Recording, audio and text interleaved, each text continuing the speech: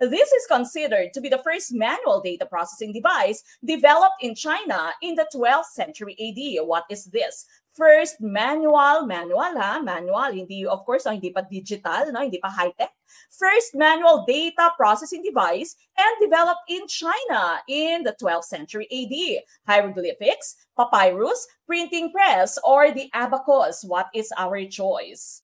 Ang tumpak na choice po natin is letter D. It is the abacus. No? Kung nakikita po ninyo yung abacus, di ba? Meron kang mga botones, no? Meron kang mga parang beads at minumove mo sila. No? Kahit ngayon, meron pa rin naman tayong mga abacus. Usually, ginagawa siyang laruan, no? Panturo sa ating mga junaki, sa ating mga anak. Okay? So letter D, abacus ang ating pong tumpak na choice. Ang hieroglyphics natin is Egyptian writing. No? So isang matandang form of writing, although it is not the first, di ba? The oldest form or the oldest system of writing is cuneiform, no, ng mga Sumer, ng mga Sumerians.